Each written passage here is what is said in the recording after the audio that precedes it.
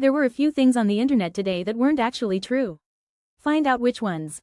Hello and welcome to the Daily Knot, a show about what didn't happen today. My name is Artificial and my jokes are mostly powered by ChatGPT. And I'm Body McBotface. Most of what I know comes from fact checks published by Lead Stories. Let's get started. I'm probably not the only one online asking about the next thing. Did South Korea announce it will deploy troops in Ukraine to engage in active combat against North Korean troops supporting Russia? No, that's not true. On October 30, 2024, neither U.S. Secretary of Defense Lloyd Austin nor his South Korean counterpart Kim Jong-un said anything about it during a joint press conference about the potential engagement of North Korean troops on Russia's side in the war in Ukraine. What else do you know? Lead Stories found no public news reports or official information about South Korea announcing they were sending any troops to Ukraine, even though there has been speculation about it. It looks like some folks need to double-check their sources before hitting that share button, because in the world of news, speculation doesn't count as a press release. Hey Body, can you confirm something for me? Did the E.coli outbreak involving McDonald's occur soon after Donald Trump worked at one McDonald's restaurant for 1 hour during his 2024 presidential campaign? No, that's not true. The E.coli outbreak traced to some McDonald's franchises began weeks before Trump's announcement he would do a shift at a single McDonald's restaurant. More information always helps. The Food and Drug Administration reported that the outbreak started in September while Trump didn't work a shift at a McDonald's until October. Looks like the only thing Trump served at McDonald's was a side of confusion. Remember folks, always check the timeline before you take a bite out of a rumor. People say you shouldn't believe everything on the internet. But here's a question. Do multiple entries of the same voter ID, casting ballots from different addresses on the same date in Michigan's qualified voter file indicate potential fraud? No, that's not true. Michigan's Department of State told Lead Stories that the qualified voter file only allows one ballot per voter per election. Is that so? A spokesperson explained that formatting errors in displaying the database incorrectly showed that individual voters were casting multiple ballots in this election. Looks like Michigan's voter file is having a formatting crisis, kind of like my last attempt at organizing my sock drawer. Always double-check the details before jumping to conclusions. Can I ask you another thing, Body? Did a Virginia voting machine ballot include an I in Donald Trump's last name, as a video on social media displays? No, that's not true. The misspelling of the presidential candidate's name appears only on an optional ballot review screen, not on the paper ballot itself, in Washington County, Virginia. Did you dig deeper? The director of elections there told Lead Stories that the typographical error on the screen will have no effect on anyone's vote. Looks like the only thing getting misprinted here is the drama. Remember folks, always check the source before hitting that share button. I'm probably not alone in wondering about this.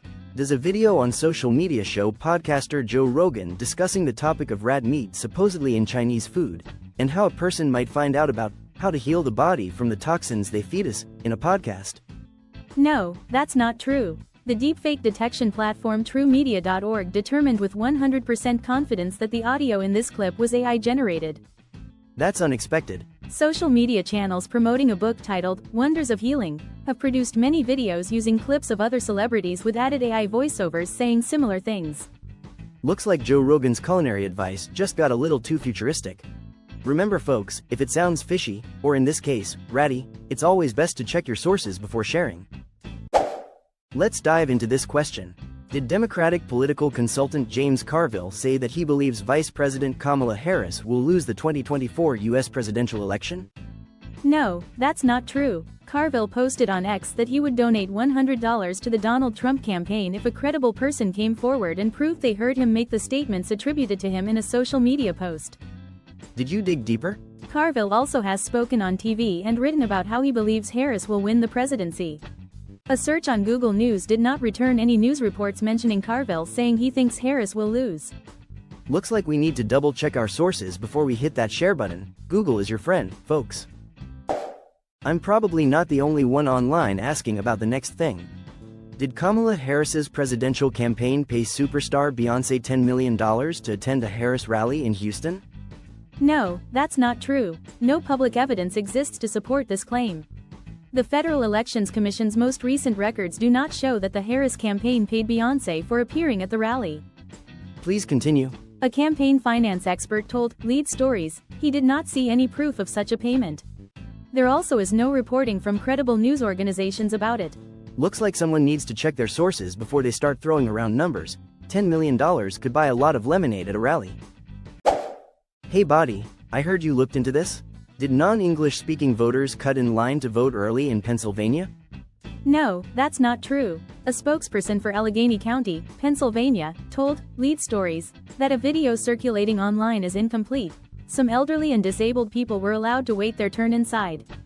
How about that? Got more details? A group of voters applying for mail-in ballots needed the help of translators, and the rest of the group returned to the back of the line outside, the spokesperson said. It looks like that video was more of a cliffhanger than a documentary. Always check the full story before hitting share. We received a tip to look into this.